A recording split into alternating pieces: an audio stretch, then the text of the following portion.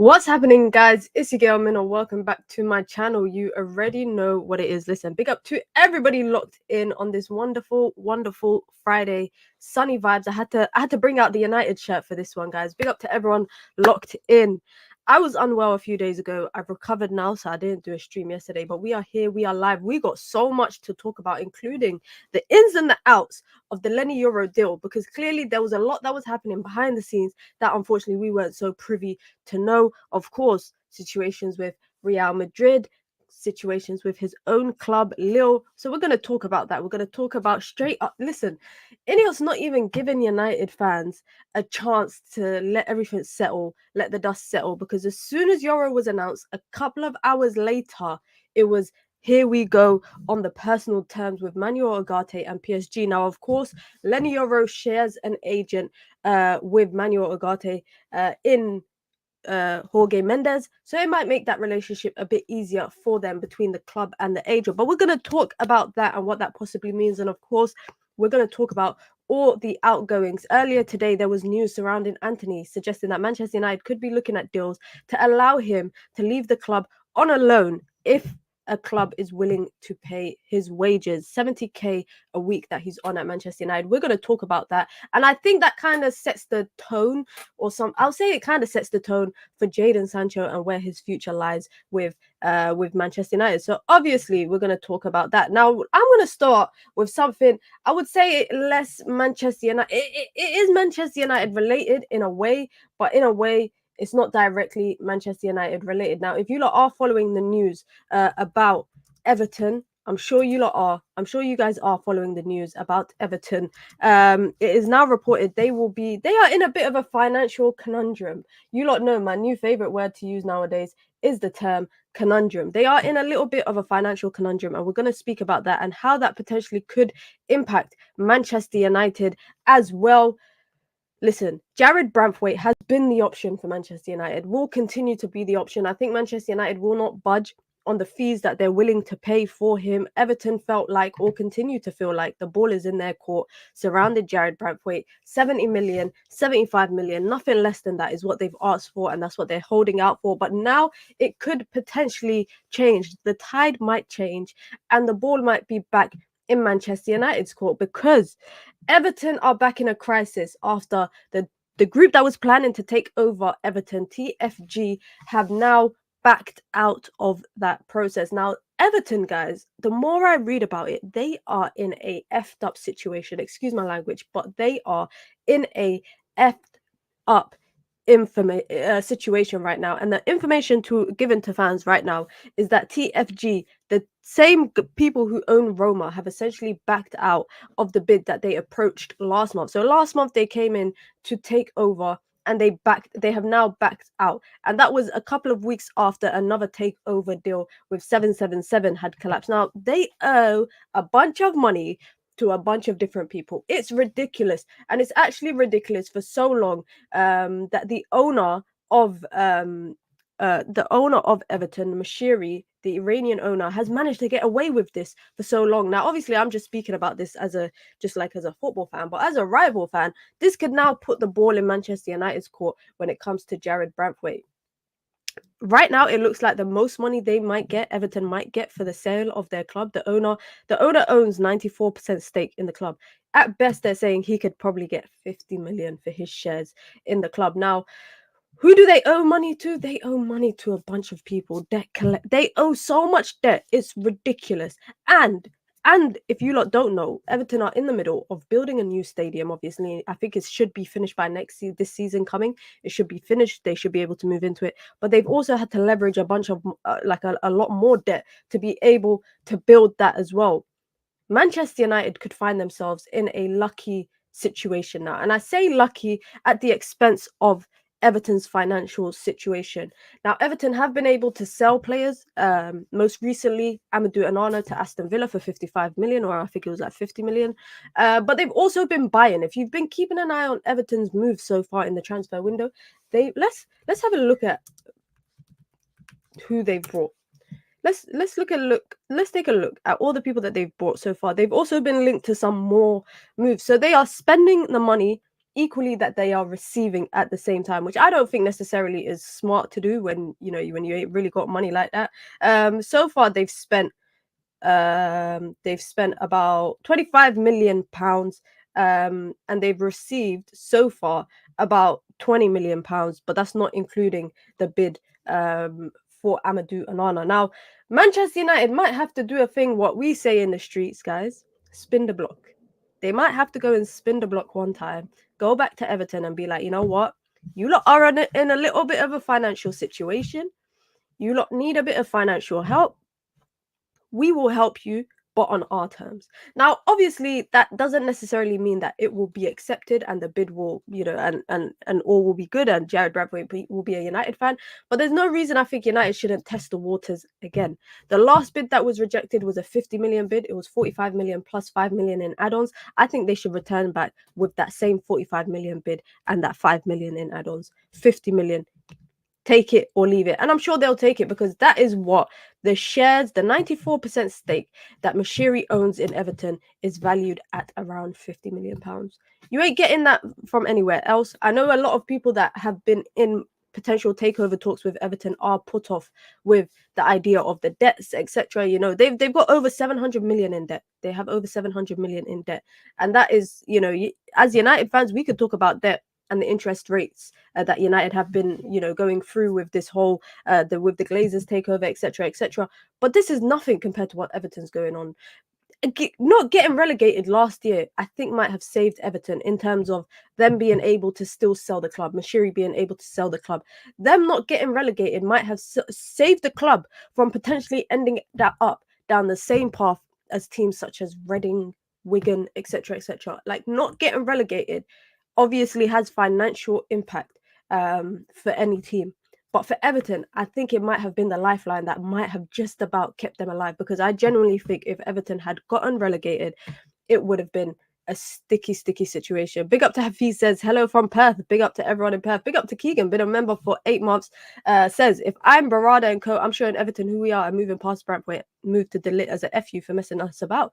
I'm petty like this. I hear it because now Man United essentially have two options. They can give Everton a lifeline, or they could be like, you know what, sink or swim. It's up to you. You sort out your problems. And that might be the situation that I think United might be heading down towards. Obviously, I feel like with Jared Brantwaite, I do also feel like he was always Manchester United's preference in terms of between him and Delit. So if they had returned back for Brantwaite, I wouldn't be surprised. Now, I think Manchester United are also in a kind of predicament where they've got Delit, they've got Brantford, and both teams that they're trying to negotiate with are not looking to budge on the prices. Bayern Munich are asking for what, 50 million?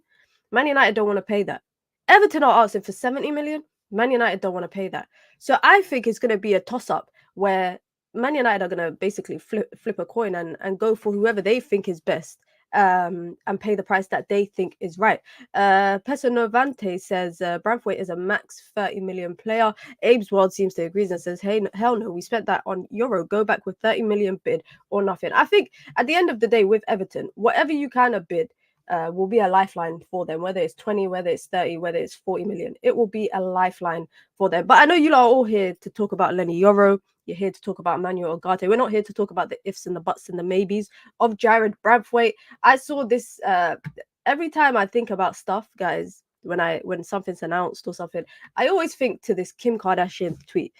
Because yesterday when Lenny Yoro was announced, this is the first tweet that came to my head. The first tweet that came to my head. He's here and he's perfect. Obviously, Lenny Yoro joined Manchester United yesterday, 5 years plus 1. I find it so funny how Sky Sports report on transfer fees, yeah. And why is it? This is how you know Manchester United is a big club, and they get you the clicks, they get you the views, they get you the algorithm works if you post about Manchester United.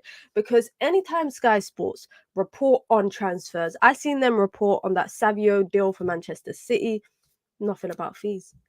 I've seen them report on a potential move for Manchester City. Nothing about fees. When they report on Manchester United, they simply slap on not just the fee with the add-ons.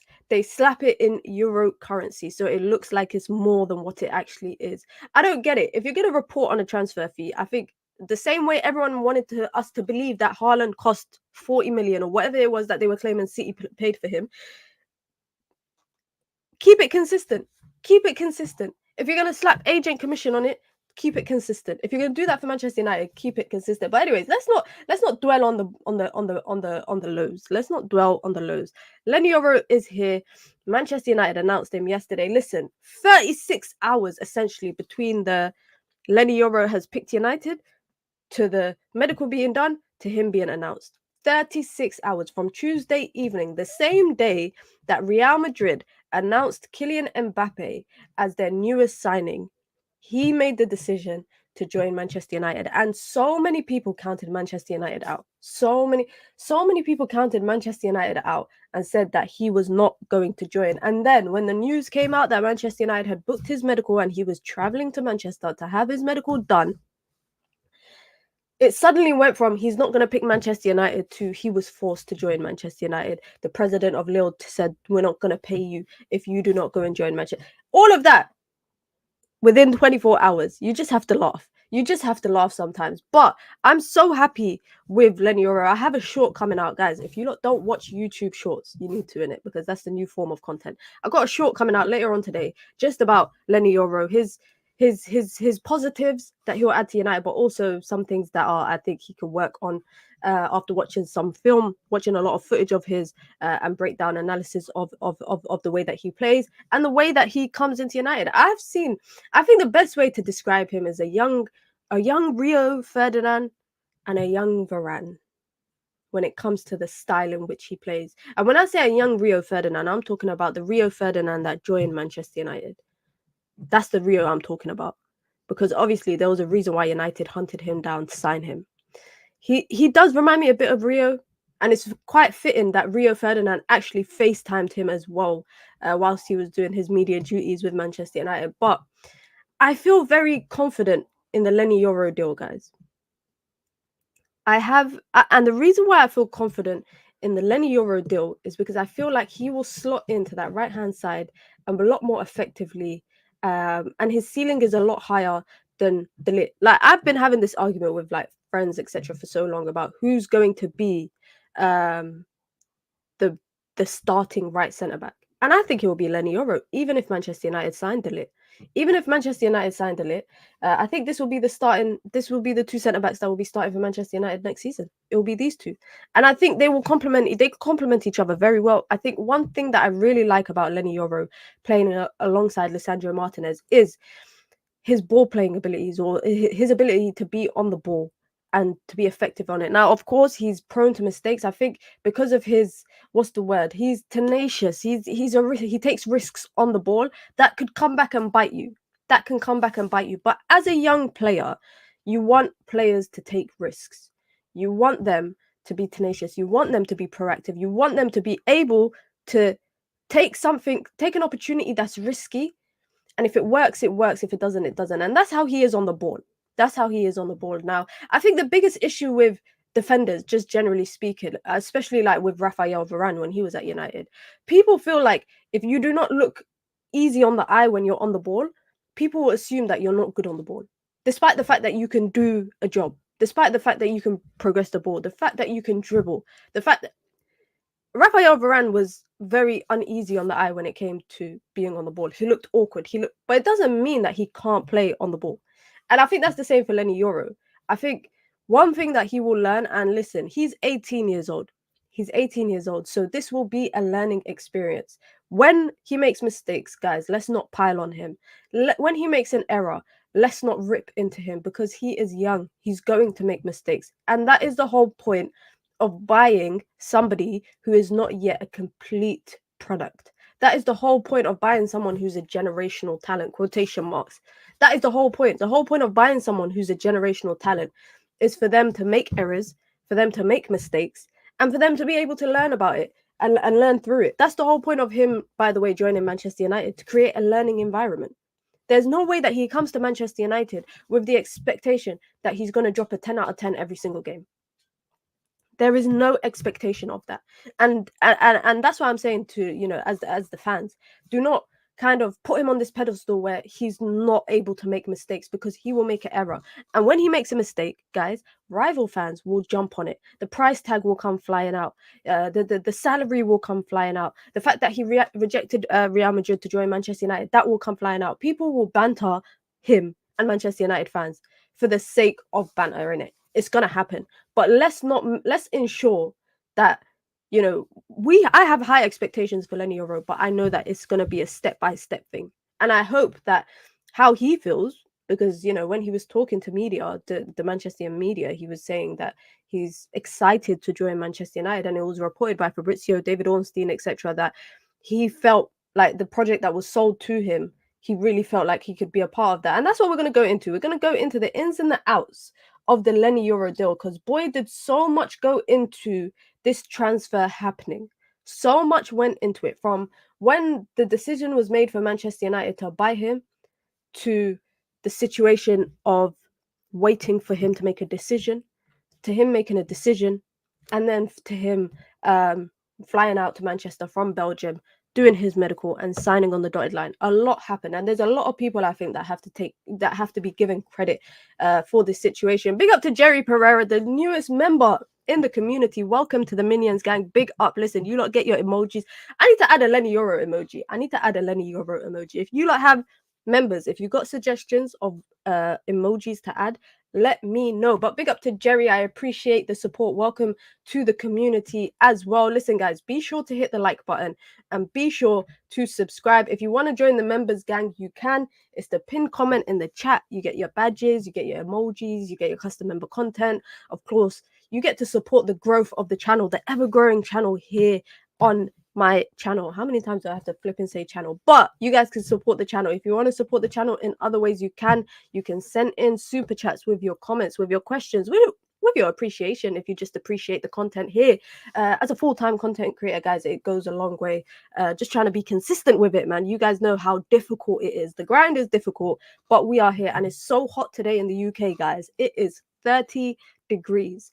I know some of you lot might live in like places where it's a lot hotter, but 30 degrees in the UK is not ideal, because the houses in the UK are made to retain the heat, i.e. we're made for a cold country. So when it gets hot outside, it's unbearable being indoors. Right now, I am in my HQ.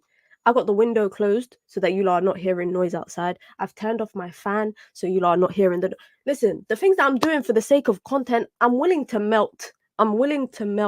For the sake of the stream. So make sure you lot hit the like button as well if you're just coming through. Let's try to get to 100 likes as well before the end of the stream. But as I said, the ins and the out, how Manchester United ended up beating Real Madrid to sign Lenny Yoro. I know it's probably a question that a lot of people are asking themselves. And when I say a lot of people, I'm talking about the rival fans. I'm talking about Real Madrid fans. I'm talking about the Liverpool fans who thought Liverpool reportedly did not make a bid for Lenny Yoro because they felt like he had already made his decision to join Manchester City. There you go. Liverpool did not believe in themselves. They didn't believe in themselves to go out and approach him, maybe approach his agent, maybe approach the team. They just felt he was already signed to Real Madrid. He already had his heart set. So Manchester United took a risk. They took a risk. The fee, £52 million, rising up to £59 million. That's with the add-on. So 52 million is a good... I don't know why people are acting like this is a ridiculous fee. That is a good fee for a generational talent. Manchester United have missed out on generational talents many a times. They missed out on generational talents many a times. But that is the final, I guess, valuation for what Manchester United have bidded for him or paid for him. Now, the ins and the outs of the deal, there's not much information in terms of how the deal is broken down. But the way that it worked for Manchester United was they made a bid directly to the club before they agreed personal terms. Now, that is the opposite of what they've been doing with other people. Manuel Ugarte, they've agreed personal terms. Matthias de Ligt, they agreed personal terms. Joshua Zirkzee, they agreed personal terms before approaching the club. This time around, they knew that it wasn't in their strength It really was not in their strength to approach the player directly without agreeing something with the club, because if they could give the club a good offer, the club will do their part in trying to get the player to accept. And essentially, that's what happened. Now, of course, Lenny Yoro accepted it within his own reason. He decided to join Manchester United within his own reason. But Manchester United were looking for a long-term strategy to bring in a new young player. Now, when Sir Jim Ratcliffe came in and he assembled these guys, he assembled the Avengers, basically. In my eyes, he assembled the Avengers. Actually, let me not say Avengers completely. It's not Avengers completely. But he did assemble a team of individuals who are in their right places, in the right seats, in the right situations. He assembled a group, and by the way, this graphic is 10 out of 10 because this sums up the people involved in Manchester United's transfer strategy. It sums it up in a simple way. We got Dan Ashworth, we got Ahmed Barada, we got Jason Wilcox, we got Sir Dave Brailsford, we got Sir Jim Ratcliffe, and we got Jean-Claude Blanc. We've got the people making the football decisions. And one of these people, and I'm speaking about Ahmed Barada because we're going to speak about him, made it his sole mission to hijack this from Real Madrid. He made it his sole mission because he wanted to, according to people with inside information, he wanted to make a decision. He wanted to make a statement signing. He wanted to make a statement signing, and he felt that nothing would be more of a statement than making a move for a generational talent who Real Madrid want. And normally when Real Madrid want a player, they get it. Kylian Mbappe, example 1. Cristiano Ronaldo, example 2. Tchouaméni, example 3. Camavinga, example 4. Eden Hazard, example 5. We could go on and on and on. But essentially, that was the goal. Now, look at how many players they signed on free agents in the free agency moves in the past. So I don't think Real Madrid felt like any of this would be any different. I don't think Real Madrid felt like this situation would be anything different. I think the one thing that they have stayed firm with was their reluctance to pay above a certain amount, and that's understandable. If you've got kind of rules if you've got rules and regulations within your club and you don't want to budge, don't budge. Stay firm if you truly believe that. Stay firm. If you truly believe it, stay true to it. But Real Madrid had always felt committed to signing a centre-back. And this is why I always felt like it would be unlikely for Lenny Yoro to join Manchester United, because they were committed to signing a centre-back. The plan was always to sign one next year in 2025. But, the long-term injuries to Militao, to Alaba, etc., selling Nacho, they felt like they had to probably sign one now. And their cap was 25 to 30 million euros. That was the cap, the most that they were willing to pay. Now, obviously, you take into consideration other aspects, the fact that the player wanted to go there, the fact that they don't really have to sell a big project to Lenny Yoro because they've got Champions League football. They've got multiple Champions League. They are literally coming into this season as the retaining winners of the Champions League. They don't have much to sell, and then they've got the French ensemble, as you want to, if people want to say that. They've got the French core at Real Madrid. They've got now led by Kylian Mbappe. They've got Tchouaméni. They've got Camavinga, etc. Then they've got the defensive players, the centre backs that he can learn from, Rudiger, Alaba, Militao, etc. And then you've just got the history of Real Madrid, of course. So there's a lot of things that they could have sold to him with that. And like I said, who came in? This guy came in. Rio Ferdinand was deployed, amongst other players, by the way, and other people with knowledge to Manchester United, was deployed to get this deal over the line. He spoke to, like I said, he spoke directly to Rio Ferdinand once he joined and also before he joined. And within the environment of the Spaniards in Real Madrid, there was this feeling that Lenny Yoro was being pushed to join Manchester United. The fact that he preferred a move to Real Madrid over anywhere else, PSG didn't bother moving for him, Liverpool didn't bother moving to him, and it's reported that senior figures made it clear, over the last week or two, that Yoro would not be moving to Real Madrid based on the bid that they had put in. They were willing to pay up to 25 million. And now, according to people in Spain, and I would expect this to be the case because I would expect these stories to be coming out of Spain, it's reported that Lille said to The president of Lille said to Lenny Yoro and his camp that he will not play next season. Simple as that. He will not play. And that's what they're kind of alluding to, the idea that had forced him to join what's it called? To forced him to join Manchester United. I don't think I don't think that's the case. Now Real Madrid met with this guy here. This guy, by the way, he's got so much pull in football. It's crazy. The amount of people that hate this guy is mental. But this guy must be stacked. He must be stacked.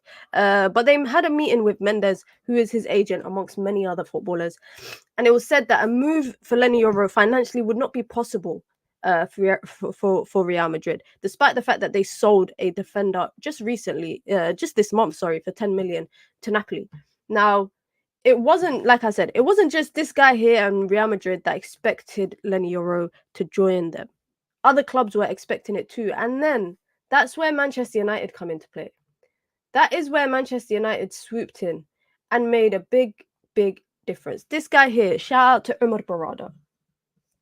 Shout out to Umar Barada, because he came in, obviously, as the CEO of Manchester United last week. Obviously, he's probably been in and around the environment for a minute, and he wanted to make a statement signing. And he felt, and others at Manchester United felt, that there would be nothing more than a statement signing than signing a generational talent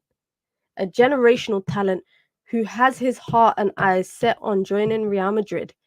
There's nothing better than being able to nick that, as we would say. Now, again, Dan Ashworth was deployed. Jason Wilcox, Umar Barada was deployed. Wilcox flew out to meet Lenny Yoro at the early stages of this situation, of this deal. Flew out to meet him and present to him how they plan to develop him, how they plan to work with him, and how they plan to utilize him at Manchester United. Now, again, like I said, the biggest worry for him was probably joining a club where he won't play. That was probably the biggest worry. Director of player negotiations, another guy that doesn't get mentioned that often, Matt Hargreaves, was also involved in terms of getting the Xerxes deal over the line, then getting the Greenwood move over the line, which allowed Manchester United to eventually get this deal over the line. So there's a lot of individuals that are kind of in and around this that make it very, very important. But let me just put this up on the screen right now, because a lot of reports are suggesting that this will not be the only defender. This will not be the only defender that Manchester United sign. A lot of reports are pointing in that direction. Manchester United maintain the interest in Matthias de Ligt, already agreed personal terms with him. They maintain interest in Jared Braithwaite, already agreed personal terms with him. And it's reported that despite, having a cost cutting, Manchester United have been cutting costs a lot since Ineos joined. United have committed about 105 million in transfers, but excuse my language, but the main one is that they are trying their best to negotiate deals that allow them to spread payments, which is why I wouldn't be surprised if the Lenny Yoro deal is one that is spread over the course of a couple years, similar to the Xerxes one. Now, I don't know how you lot feel about Lenny Yoro. I don't know how. Let me know in the chat how you lot actually feel about Lenny Yoro before we actually go on to other topics, because we've got a lot to talk about today. But I feel confident. I feel excited. I feel like United are turning a new corner when it comes to certain transfer moves. And the reason why I'm saying that is because for so long, Manchester United have really been the laughing stock. And I've even said this, guys. I've even said this when it came to Ineos, when it came to Manchester United, it came to Ineos, it came to talking about, the ownership of the club. I always said that I'm gonna be patient. I'm going to be patient and I'm going to see what they do, because there's no way that I felt like when Ineos came in January, we weren't going to feel the impact immediately. February, March, we weren't going to feel the impact immediately. They started to plant the right seeds. They started to put the right foundations, bringing in the right people. But I always said I will judge Ineos based on the transfer market and how they operate in the transfer market. So far, it's been positive. I can say that for sure. So far, it's been positive. They've been true to their word, in which they're going to invest in Manchester United and bring in the best talents, not look for the superstar now, but the person who can be a superstar at a later date. The generational talents. They're going to create a young core of players, which we can see right now is coming to life at Manchester United. They're going to back the manager and support the manager and create an environment around the players and the manager that will allow them to succeed. And how do you do that? You do that by putting the right people in the right places. A CEO, a director of football, sporting director, whatever you want to call it, a head of recruitment. You've got a technical director. You've got, Manchester United have also, like, this is a bit off topic, but reportedly, and I'm not going to say I know a lot, but reportedly one of the biggest academy talents in English football right now, who plays for Arsenal, reportedly visited Carrington this week. Yet to sign a scholarship, by the way. Yet to sign a scholarship with Arsenal. So he's open to, being able to speak to other clubs, and reportedly has visited Carrington this week. Now, the manner in which Manchester United have been able to do deals are also impressive. Let's be honest with ourselves. It's been impressive. From the Joshua Zirkzee deal, from, we knew about it for about a week or two, but I think the Euros kind of held a lot of stuff up. I think Lenny YORO as well, from when the bid came in from Manchester United, it was about another week and a half before personal terms was agreed, and he flew to Manchester. But by the time that part of the chess pieces start to move, Manchester United are in a good place. I don't want to say that United are back. I'm not gonna say that, because United are back when United are winning Premier Leagues, when they're winning Champions Leagues, when they're fighting for a title every season. That's when you can say Manchester United are back. However, I will say that the right things are being done so far. For once, Man United are selling players, guys. They're selling players for reasonable fees. Might not be recouping all the money that they spent on a player, but they're able to sell players. How many players have United sold in the last 10 years or so? How many players have United sold in the last 5 years? Probably only Dan James is the only one I can think about it. And Andreas Pereira, who, by the way, is linked to a move to Chelsea, and he got a sell-on clause on that, so United might get a little bit of something there as well. But you look at this transfer window and how much it differs to the past transfer windows. Manchester United lost so many players on frees. That doesn't mean Man United never lost anyone on a free this summer. They did. Raphael Varane and Martial. By the way, guys, can I just say, with the arrival of Lenny YORO, it makes me wish even more that Raphael Varane was still a Manchester United player. It makes me wish even more that Raphael Varane was still a Manchester United player. I think he would have been the perfect person for Lenny YORO to learn from. Honestly, like I'm being dead serious. I'm being so dead serious. But I feel confident. I feel optimistic. Now, let's look at this graphic from Sky Sports. As I mentioned, by the way, guys, Sky Sports only put add-ons. Can you see this asterisk? It says fees include potential add-ons if deal completed, right? Obviously, the deal's been completed. They are the only one who get an asterisk next to their name, which means they are the only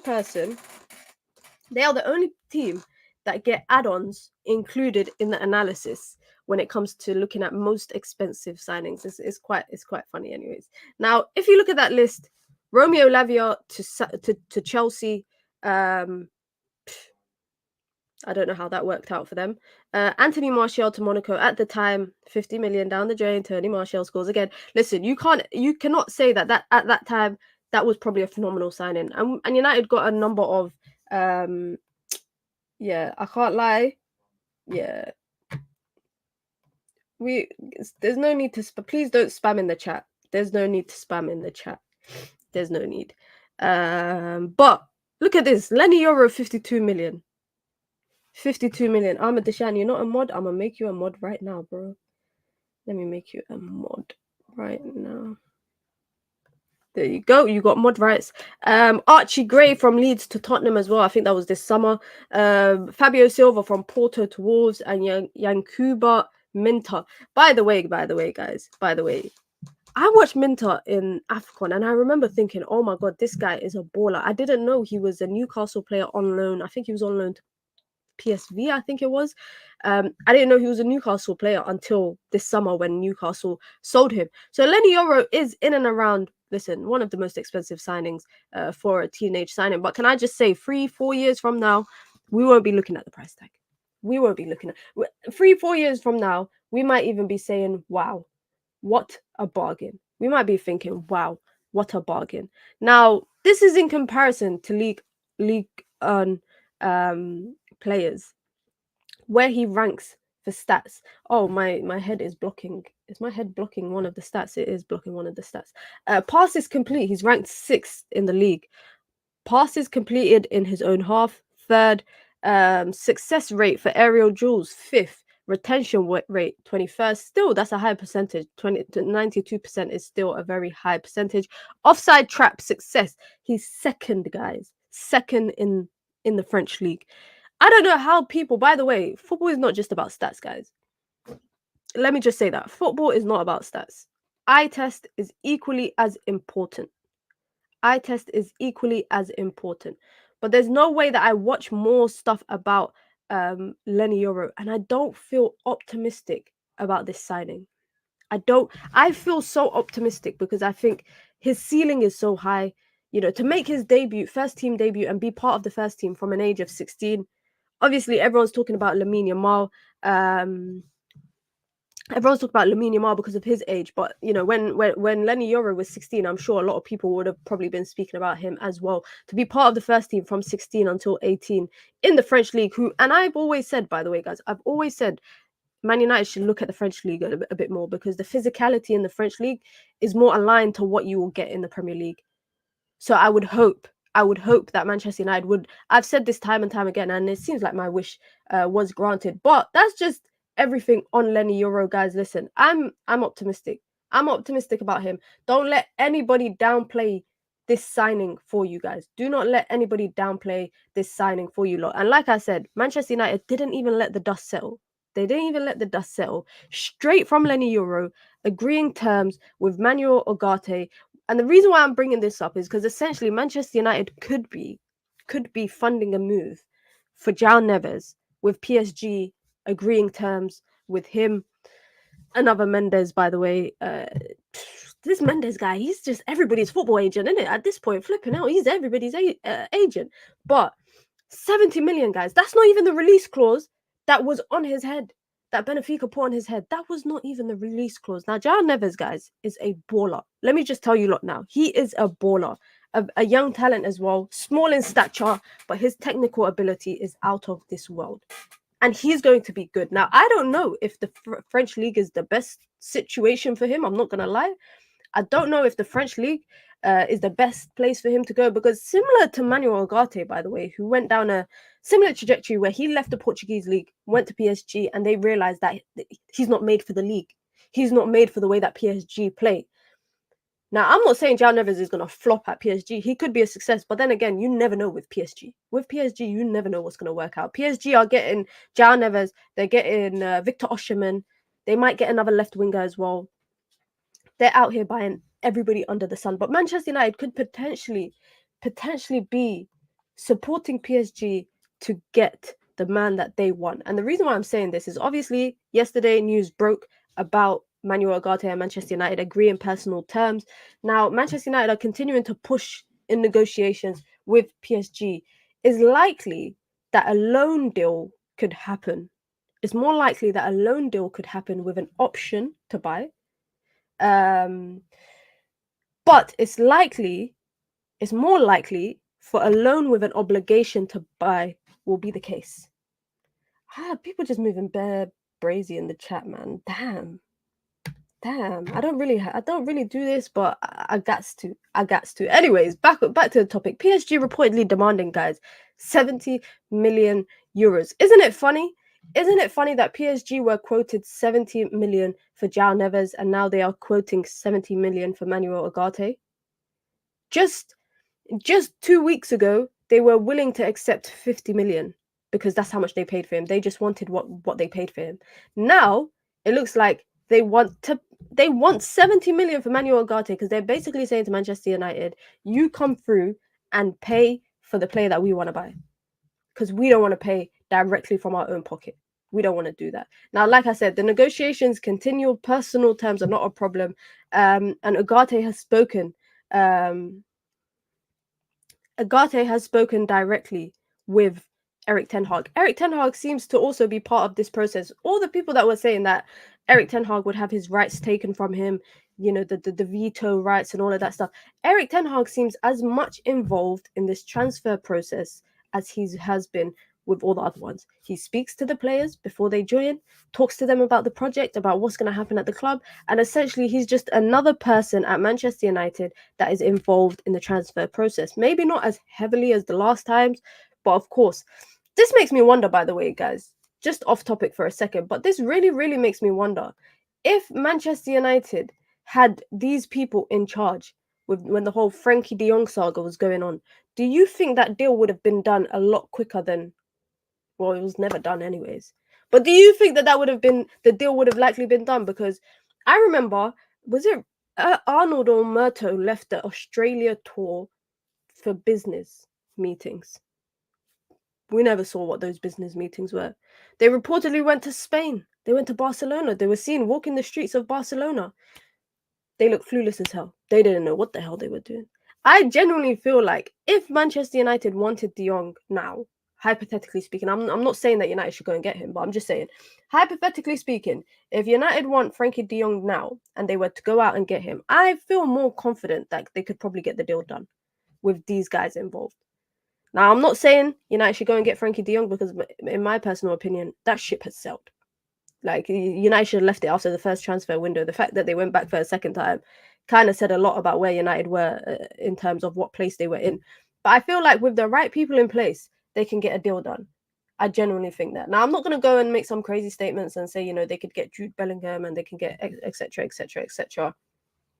Big up to Kadeem says, was PSG interested in Rashford, Minna? Apparently, PSG were only interested in Rashford as much as he was interested in them, i.e.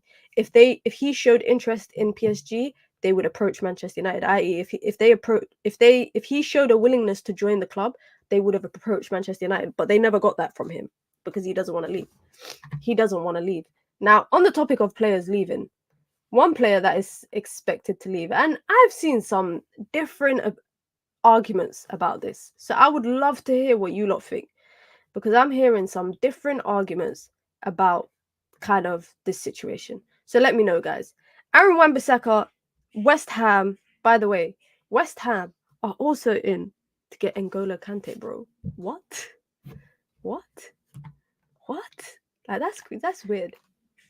That's weird. Thoughts on Rabiot, Mina? We're going to get onto that later on in the stream. Thank you, bro. I'm going to come back to your question in about 5-10 minutes.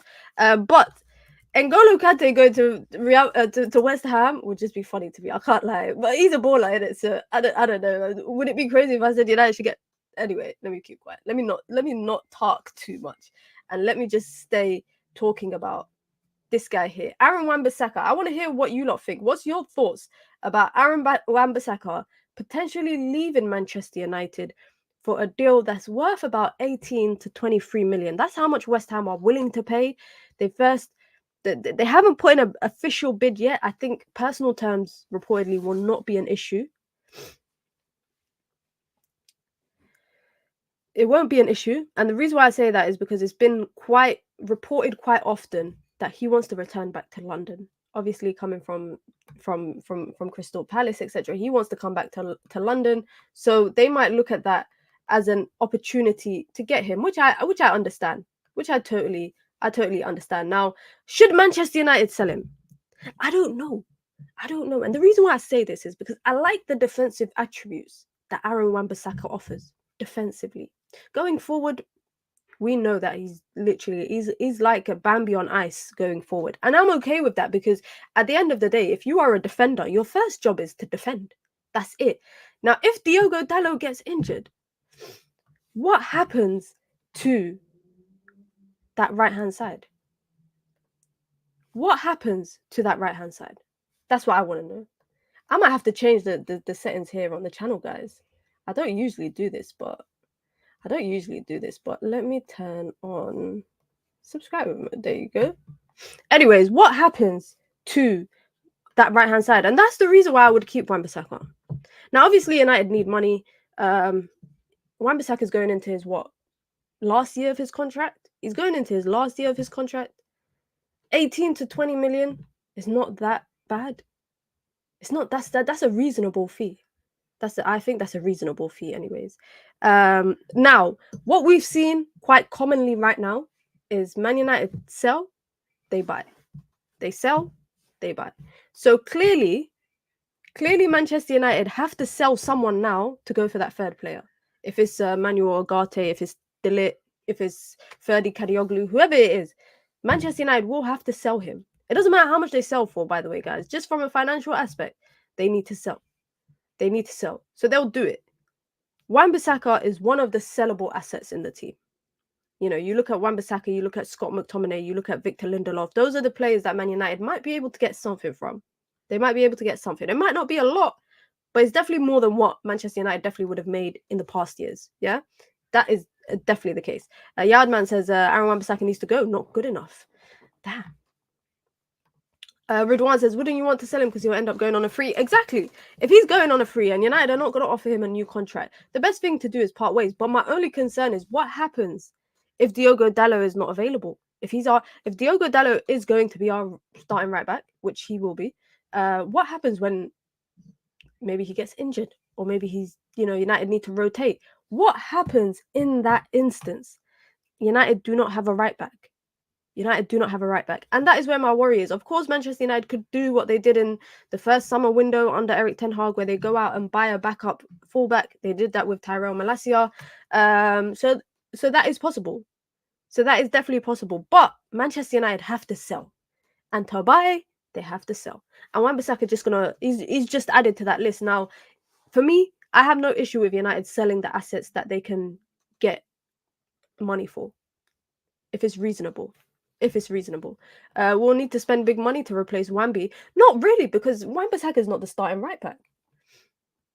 He's not the starting right back. So if United are going to sell, they would only have to buy a backup right back. Because let's be honest, guys, Diogo Dalot is the starting right back for Manchester United for the foreseeable future. He signed an extension until 2029. Unless something dramatic happens, he will be starting at least for next season. I know that for sure. I think United's priority will be a left back. So selling Wan-Bissaka might allow them to go and buy a left back. That I think I can get behind. But for me, it's more so, is he the only person that United can get money for? And I'm sharing this picture because this picture makes me laugh so much.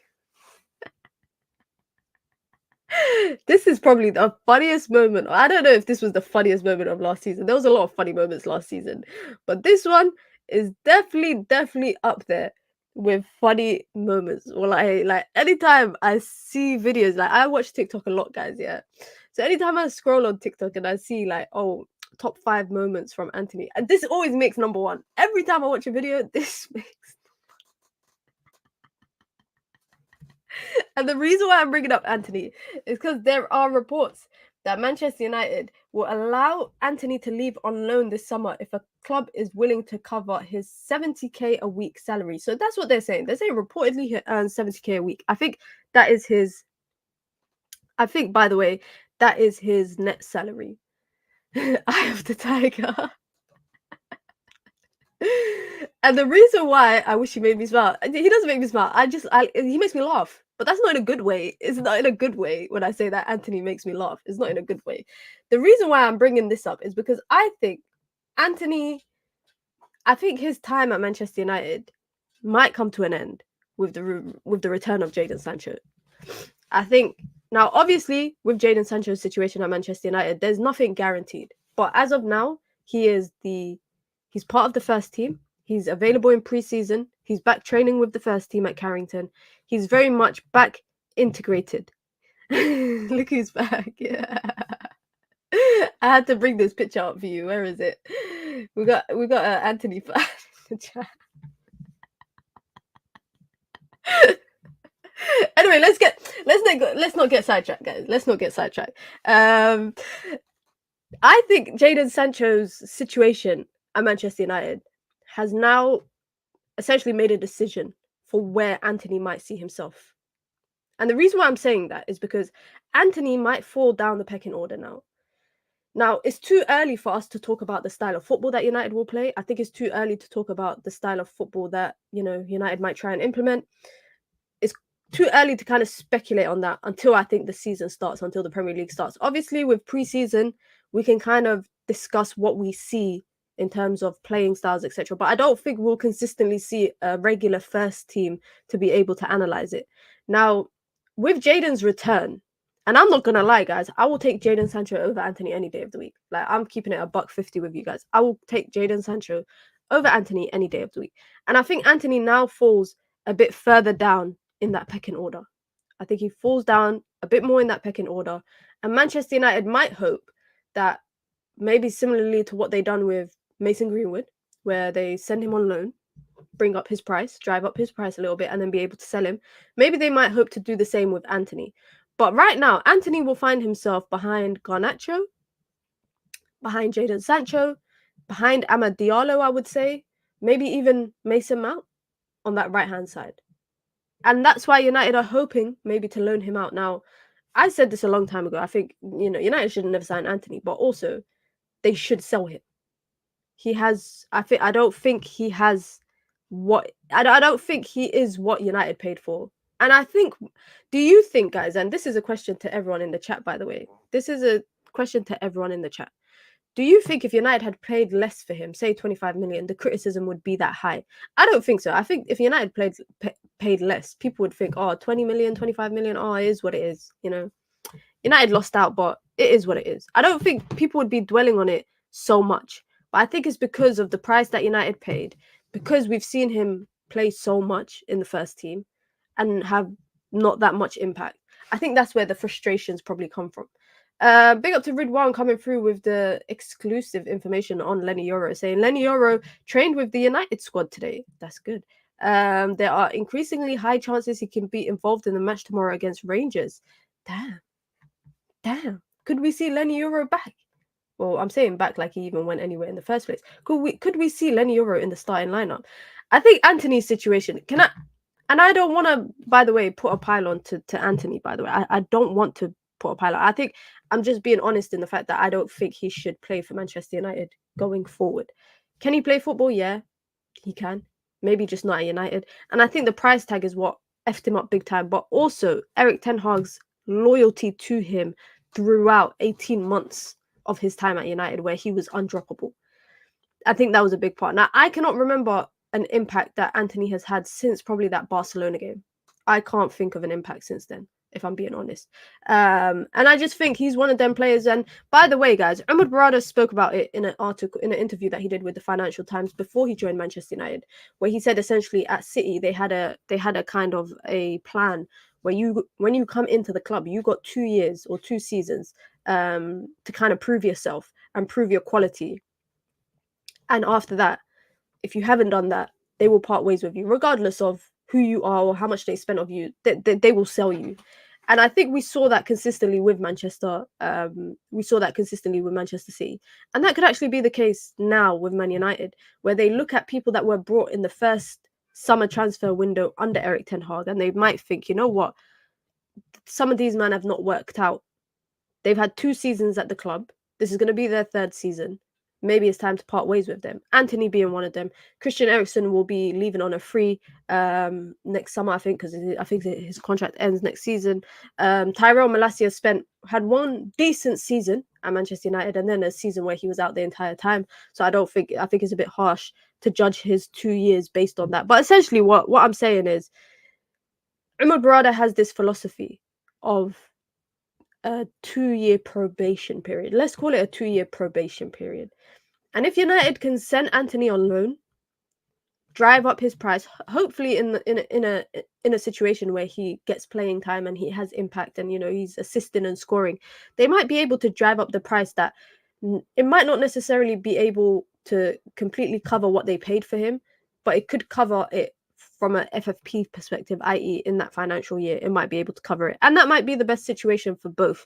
I think, with Antony, if he continues to stay at Manchester United and he stays on the bench consistently, I don't know what will happen. Personally, I don't know what will happen. I'm not saying, by the way, he's a problem child. I'm not saying he's a problem. I'm just saying I don't know if he would want to be 3rd or 4th or 5th in the pecking order. Because let's be honest, guys, Erik ten Hag dropped him in the early stages of the season. Garnacho became the right-hand side player. In the changes, in the situation of, you know, rotation, etc., we started to see different bro, I saw Bruno Fernandes playing right wing before Antony was brought back in. Mason Mount, it's been alluded that he could be the right-hand side. He could be the answer to the right-hand side. Not the answer to the right-hand side, but he could be an option for the right-hand side. Amad Diallo has shown multiple times to the latter stages of the season, towards the latter stages of the season, why he deserves to play for Manchester United. So I think Antony will just fall lower and lower in that pecking order. It's as simple as that. But listen, guys, be sure to hit the like button and be sure to subscribe. We ain't that far off from 100 likes, so please do hit the like button so we can get to that. If you want to join the Minions gang, you can. It's the pinned comment in the chat. You get badges, you get your custom emojis, custom member content, and of course you get to support the growth, the ever-growing channel here that I'm trying to build as a full-time content creator. It's not the easiest, guys, but we're doing it and we're working and we're grafting. If you want to support the channel in other ways, you can by sending in super chats. If you appreciate the content, if you enjoy the content, you can send in super chats with your comments, with your thoughts, any questions that you have, or just to simply show some appreciation on the channel, guys. If you want to follow me on all platforms, you can. I always do it the wrong side. Do it over there, right there. You see there? You see there, guys? There is all my socials. Be sure to follow me on all platforms: Instagram, Twitter, TikTok. I'm active there. Twitch, all of that stuff. That's in the bio as well. So be sure to follow me there. But Scott McTominay, another player, Manchester United are looking to sell. Galatasaray is a destination, by the way, is a potential destination for him. And it's reported that he is. Galatasaray, guys, have reportedly said they are not giving up on the idea of signing Scott McTominay. Now, the price that Manchester United are asking is too high. I don't think it's too high. I don't think it's too high. Man United are asking for £25 million or above. 30 million euros, £25 million. That's all they're asking for. But obviously, this is another player in the final year on his contract. He's coming into his final year, of his contract. Now, if Manchester United could get 50 million from Wan-Bissaka and Scott McTominay, reasonable. I think that's reasonable. Now, Galatasaray feel like he will heavily improve their midfield. I don't know what problems they have in their midfield if they think that that's going to answer it. But I remember that they were willing to pay up to 15 million. I remember that was the last price that I saw surrounding Galatasaray and Scott McTominay. Now, Scott McTominay also has interest from other teams, including Premier League. Now, I don't know about the idea of him. Like, going to Turkey, I will say, I don't know if that's a league for him because I don't think he's that washed. No, I'm not saying washed people go to the Turkish league because United got slapped up by a Turkish team last season. But I'm saying that I think he's still capable of playing in the Prem or maybe in the Italian league even. I think he could play there. Now, of course, beggars can't be choosers, isn't it? If someone comes in and they're willing to pay the price that United are asking for Scott McTominay, then so be it. But I feel like with teams in the Premier League, there's a bit more leverage for Manchester United when selling him because he counts as a homegrown talent. He counts as a homegrown talent. So that is another reason why you can kind of pitch the idea of, you know, maybe Fulham or West Ham or someone buying him. Now that West Ham have turned their attention to Wan-Bissaka, I don't think they're going to move for Scott McTominay. Now, if you don't remember last summer, they reportedly were interested in signing Scott McTominay and Harry Maguire. Fulham were also interested in signing Scott McTominay as well. But I just think 25 million for Scott McTominay, I think that's a very reasonable fee. And maybe that's the bias in me that's speaking. But I genuinely think that 25 million is a very reasonable fee. And obviously, we're going to keep an eye on this because, like I said, Manchester United have to sell to buy. It's clear as day that Man United have to keep selling people to buy people as well. But I don't think he will be the first person to leave in the next couple of days. I don't think so. And also, what we've seen between Mason Greenwood, between Donny van der Beek, is when the news kind of starts to slowly come out about a potential team being interested, it takes a bit of time from the interest to the player actually joining the club. I mean, the Mason Greenwood thing was like 2-3 weeks ongoing. Donny van der Beek was like a week and a bit, but then again, it was only Girona that was interested in him. So I would say about this is don't hold your breath. Don't hold your breath. West Ham is the better team than Fulham, obviously, but Fulham are the ones making moves. I know, and also Fulham are looking to sell, like I said, Andres Pereira to Chelsea. And United got a 20 million sell-on clause with that. 20%, sorry, sell-on clause. So they might be able to get some money from there as well. They might be able to get some money from there. Now, last but not least, I cannot believe we're back at this topic again. This reminds me of the Wesley Schneider thing all over again, bro. I cannot believe we're back at this topic again. Andre Rabiot, Manchester United. Nah, I can't.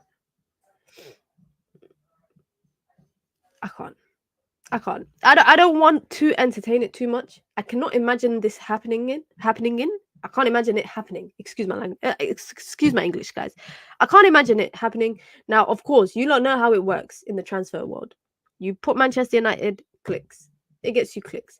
Now, Adrian Rabiot is not extending his deal with Juve unless something miraculous happens, unless something magical happens. He's not staying. And it's reported that he's interested in joining Manchester United. How many times have we heard this? We heard it in January. We heard it last summer. We heard it the January before that. We heard it the summer. I've heard this about Adrian Rabiot pretty much every transfer window, that he's interested in. Shout out to his mum, because his mum, yeah, is working overtime. His mum is working overtime. Shout out to her, because she's working overtime to get him a move every single time. Even if it means putting Manchester United's name in the story, she will do that. The idea of Rabiot, it's nice on paper, but I don't want it. And the reason why I don't want it is because sometimes I feel like there's some players joining Manchester United, guys, that I would say right player, wrong time. And the reason why I'm saying right player, wrong time is because right now I feel like United are going down a new path. I feel like they're going down like it's a new route for them. And any player that they were linked to in the past, I just think should not be revisited. That's it. I just do not think it should be revisited. If it's a story from the past, it should not be revisited. Just for the sake of this new journey, this new book, this new life that Manchester United are writing for themselves. This new, what's the right term for me to use? Dynasty that United is trying to build.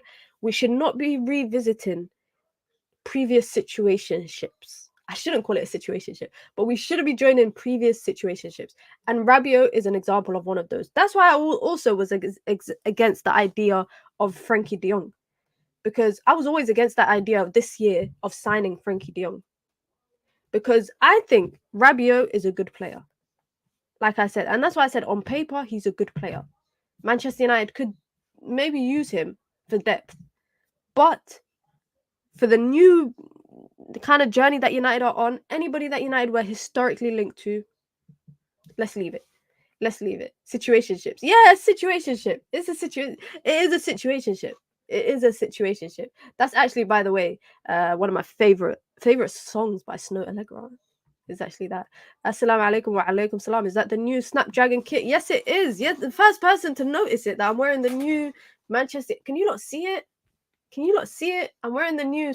By the way, the Adidas logo is huge, guys. Look how big it is compared to normal. Shout out to Adidas, by the way. Shout out to the wonderful team at Adidas for sending me this shirt. They even know, like, this is why I say, guys, diversity is key when it comes to big, companies and all of that.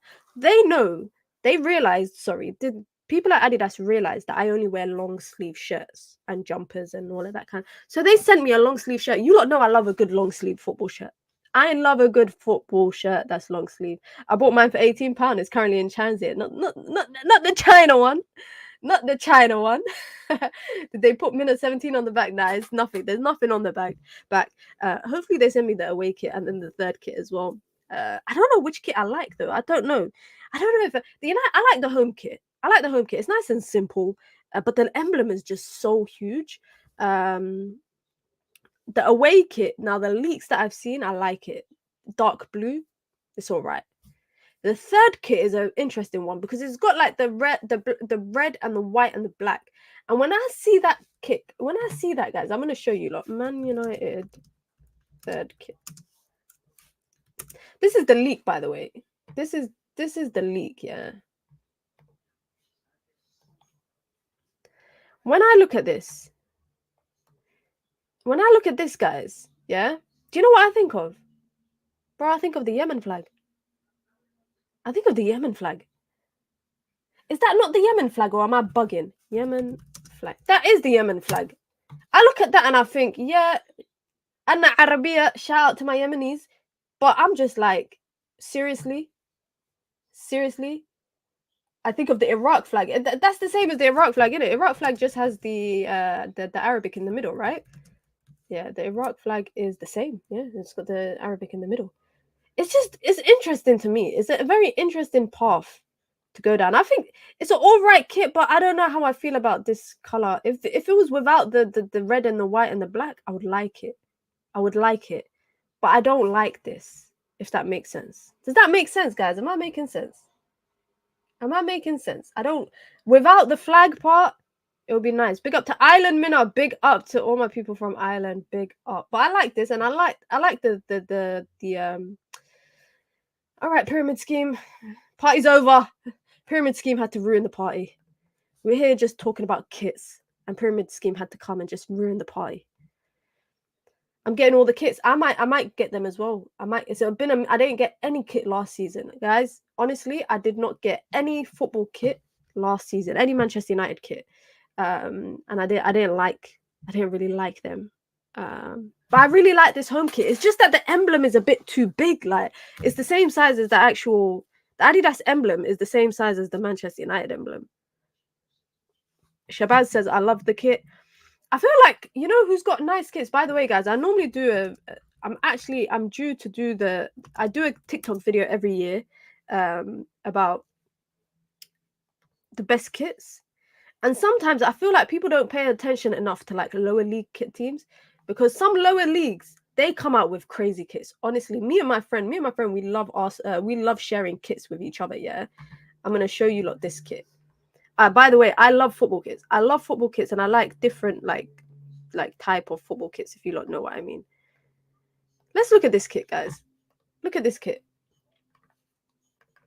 Is this a nice kit, or am I bugging? Is this a nice kit, or am I bugging? I just realized I know who that girl is. Is that a nice kit? Cambridge United. I love a good kit. I love a good kit. I showed my friend this the other day. He said it's an all right kit. I said I like this kit. I think it's a nice kit. That's people saying different. Everyone's saying different stuff in the chat. That's not it for me. I don't know. I like this kit. I like this kit. There was another kit that I shared. Oh, my friend shared this kit with me as well, which is also a nice kit. You're bugging. Are you not being serious? What, you lot don't like that kit? Damn. Oh, damn. I thought it was a nice kit. I like this kit. I like this kit from Nice. The JD logo kind of ruins it though. By the way, I have not seen this brand in years. I have not seen that brand in years. But I like this kit by Nice. Is this a nice kit, guys? Let's zoom in a little bit. Look at the details. Let's look at the details. Yeah, that's nice. No pun intended. I think this is a good kit. Their away kit is looking nice. Let me see what other kits that I shared with my friends saying that I liked. But yeah, all me and my friend do is send each other kits. JD, the new sports direct. JD are everywhere, bro. JD are everywhere. You know, shout out to JD Sports, yeah, because I would love to work with them one day, but they piss me off so much because I used to shop at JD to buy trainers, yeah. But now they're so focused on making sports content and like content with like influencers and all of that stuff. They don't focus enough on stocking trainers, which is what they're supposed to be doing. Like, and people just forgot what their job is. It's so annoying. It's actually so annoying. If you lot ever see nice kits, guys, if you lot ever see nice kits, let me know.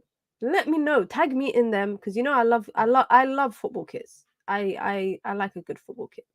Reportedly, by the way, guys, this is coming out of Saudi Arabia. This is coming straight out of Saudi Arabia.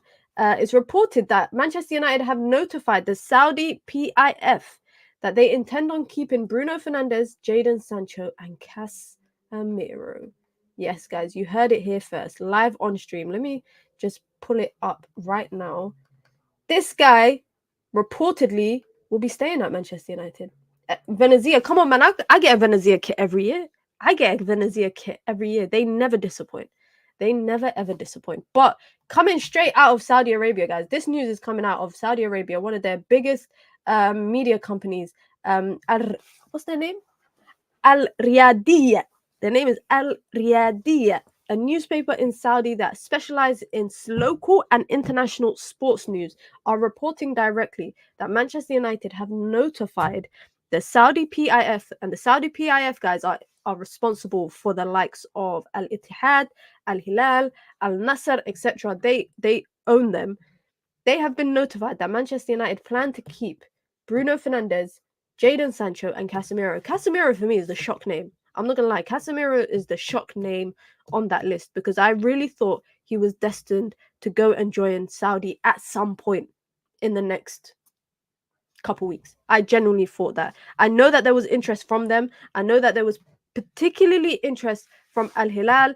Al Ittihad were not that interested in him because Benzema basically is like the Cristiano Ronaldo at Al Ittihad. He kind of pulls the strings, and he's pushed for them to sign French players, create a French core at the team, and that's what they're doing. Moussa Diaby, 50 million. 50 million. They've paid 50 million to sign Moussa Diaby from Aston Villa, Hussam Aouar from Roma, another French player as well. And now it seems like Casemiro is destined to stay at Manchester United. Maybe it's the request of him. Maybe they might sell him elsewhere. Maybe sell him to I don't know. So I don't know where they could possibly sell him to. Maybe he might go back to Brazil. But I know that the talks for Saudi or with Saudi and Casemiro's camp has been ongoing since about March, April, and they've not really been interested in it. It's never been a situation that he's been interested in doing, i.e. going out to Saudi and playing football there. So it looks like Manchester United are going to keep him for one more season. I'm very shocked, guys. I'm very, very shocked. Could that change maybe the trajectory of where Manchester United end up filling positions in the starting 11? Could they keep him in the starting lineup? Do you not see that situation happening where he potentially stays in the starting lineup for Manchester United? I don't know. I hope it doesn't hinder Manchester United's opportunities in signing Manuel Ugarte or maybe another midfielder. But that could also mean that with Scott McTominay potentially leaving, Casemiro will stay. And he might be that backup. Now, he has to just swallow his... If that is the case, and he's going to be a backup rotation option, he needs to swallow his pride and just hold the bench and play when he's called upon. And when you're called upon, play properly. Don't do no stupid shit. Excuse my language, but don't do no stupid nonsense when you're called upon because you're not starting and because you're annoyed.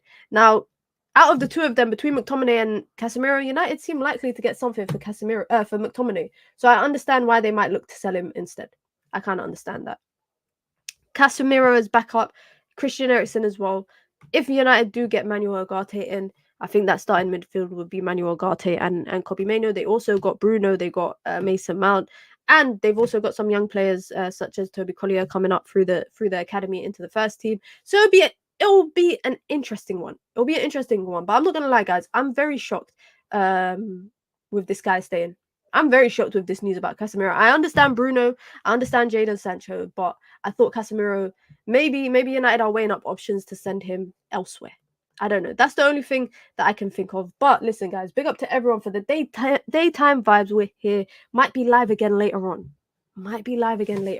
So make sure you turn on your post notifications so that when I go live, obviously, you will get notified immediately. Big up to everyone. Like I said, follow me on all platforms here. If you are on Instagram, if you are on Twitter, if you are on TikTok, come over and find me on there where I will be posting a lot more content. Waiting for the Elden Ring stream. I'm going to do it today. I just couldn't be bothered to, set up because I took apart my setup. So I had to set everything back up. And I just done that yesterday. So I'll be back with the content. We'll be live again later today, live again tomorrow, live again on Sunday. We'll just be live. So turn on your post notifications. So when I go live, you lot will get notified. Listen, man, you lot know what it is. I told you, I'm being consistent and I'm sticking to my word. I hope you have a wonderful Friday afternoon. I'm going to go enjoy the sun for a little bit.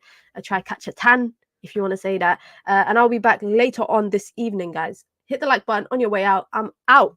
Peace.